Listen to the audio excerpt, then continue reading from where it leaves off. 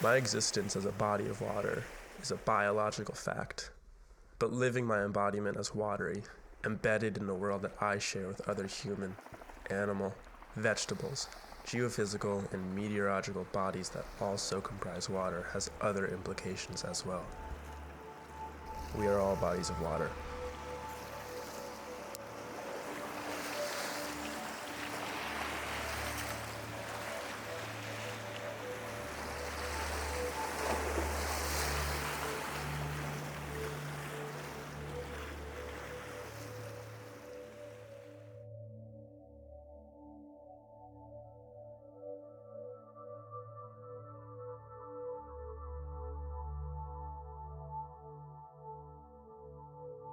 It's fascinating that we're in a place with so much water, but no access to that water.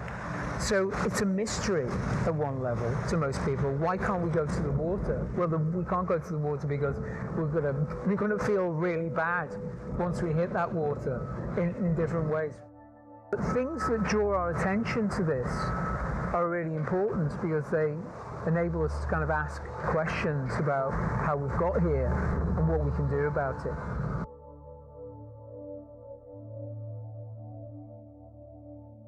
With a project like this, you can afford to kind of take chances and try new things and be playful, you know, because it doesn't have to stand the test of time, it doesn't have to last forever.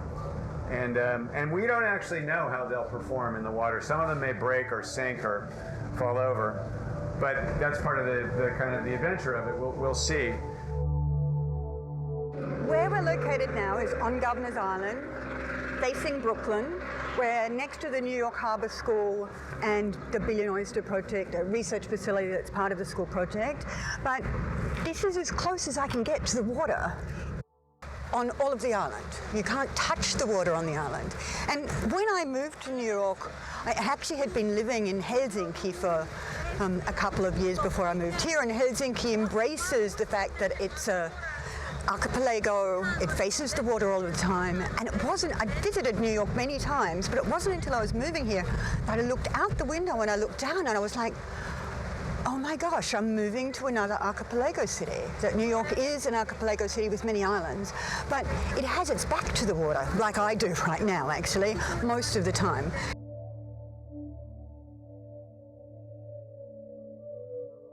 The water is getting cleaner, and the way we know that is that we're starting to see marine organisms grow in the harbor that weren't present in the 80s, the 70s and 80s because of the polluted waterways. So because of the Clean Water Act, because of the environmental regulations, and also the public's understanding of the water bodies, we're starting to see that the water is getting cleaner. And we can see that just by the marine life. You start to see seahorses, you start to see marine wood-eating worms start to grow. So oysters do filter our water over time, but it's very important to note that you're not supposed to eat oysters here in New York City, just because we have lots and lots of pollution and industrial waste, combined sewers overflow coming directly into New York Harbor. In restaurants, you see oysters on a singular shell when they're handed to you in the restaurant, but in nature, oysters actually grow one on top of the other. They seek out calcium carbonate, and calcium carbonate is what shells are made out of. And so when they start stacking upon one another, those shells, even if they're dead, do not degrade, which then means that we get lots and lots of oysters on one spot. Oysters are a food source for a number of critters. They include oyster toadfish, blue crabs, and a number of other ones. But because they're growing in these clusters and 3D structures, they're providing lots of homes and habitat for even smaller critters. So then we end up seeing a domino effect where we install oysters and we see tons and tons of critters coming back to those ecosystems where oysters were not before us.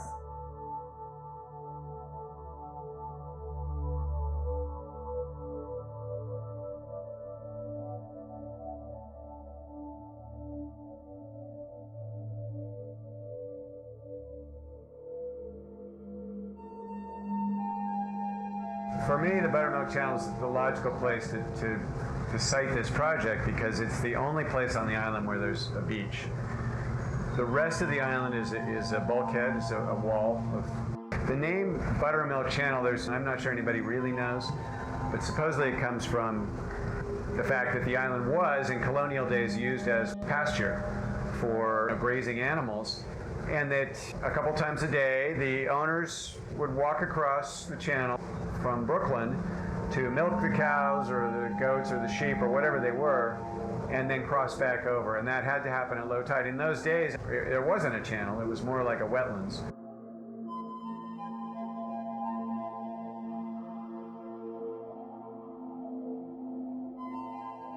A lot of people don't know about the water because the urban planners, the people that design our waterfront areas, don't understand that people need to get to the water. So they build parks, but they use high fences, design the waterfronts where there's not an ability to get a boat there so folks can go out on the water. So it's a little bit of a disconnect.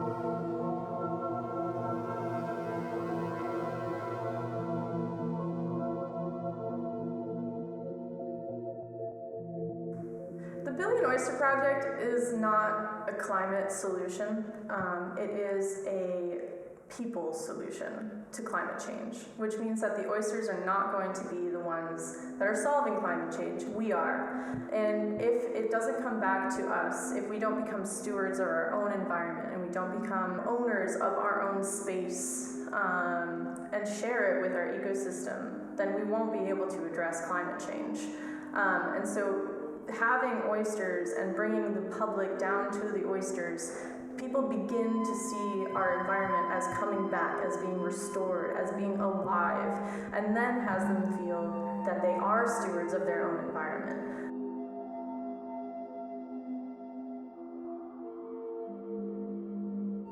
Some of the students at the Harbor School study vessel operations, which means learning how to drive boats. They have to understand the buoys that are in the harbor, the actual buoys, because they're navigational marks, and if you're in a boat, you need to know what they mean so that you don't run aground or sink your ship or run into other ships. It was actually fun getting to see how they would come together in the different shapes that they became. It was very interesting because it's not normal buoys that you get to see every day or normal colors. It's just a nice experiment where a whole bunch of kids get to help in do a fun activity with help of the water, seeing the different lifespans and experiences of a buoy, not knowing that it's just a red and green buoy or a yellow, white one and stuff. It's just like multiple. It could be any shape that you want it to be. So it was very interesting, actually.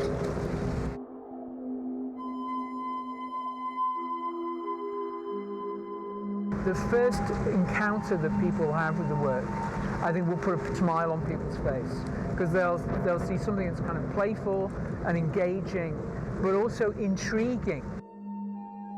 And I think in a way it evokes lots of different things, not only about how things have gotten here, but why those things are here, and in that form.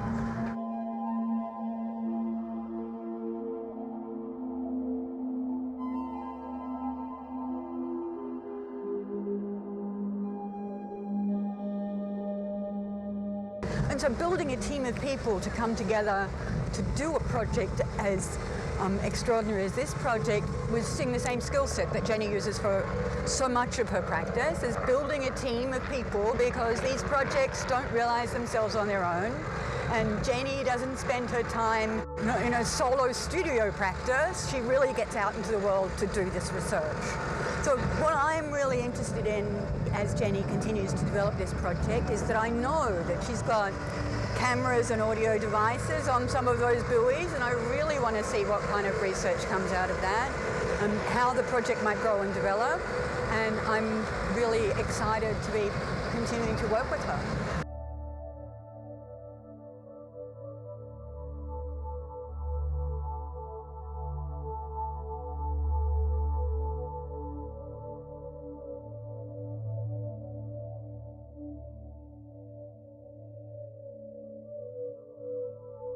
The waters in this part of the harbor are swimmable and will be used for swimming. The biggest single thing we have to do is control runoff when it rains. And that means, in the way the city is built, from being based on cars and streets to something that's much greener. Rain falls on the streets and the sidewalks and the rooftops and goes straight into the sewer, and that's where the overflows happen. But if you could make more of the city green, not all of that rain would rush straight into the sewer, it would be absorbed. And that's the challenge, is to make the city green again. On the other side are people with cars saying, no way, I'm not sacrificing my parking spot so the harbor can be clean again. I'm not going to do that. And that's just really a very difficult battle. And that, I don't know who's going to win that battle. Based on history, the people with cars are going to win that battle.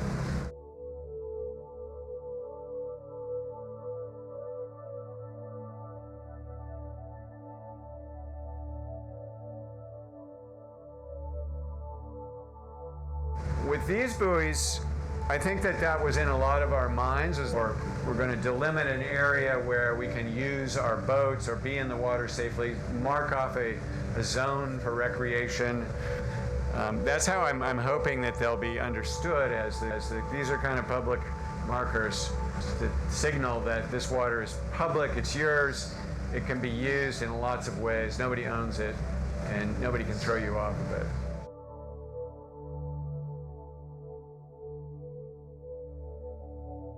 Working so close to the water, with access to oyster hatching station on Governor's Island, is very exciting.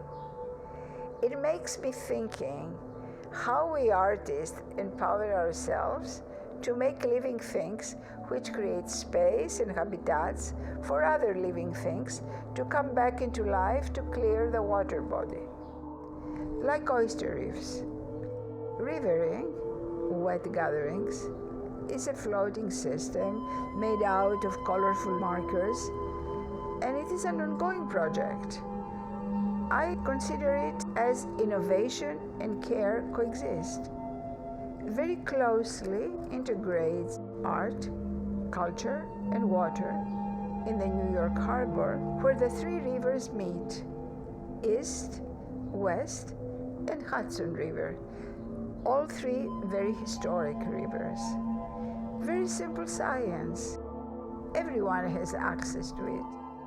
When the markers are in the water, the ultimate collaboration with nature starts. So who is this for? It is for nature, for clear waterways, for all the creatures who, like oysters, they love to grow on the top of each other, who fix carbon and they return carbon dioxide into bricks. And when they are harvested, they act as spots, collectors for the next generation. Simple, regenerative aquaculture.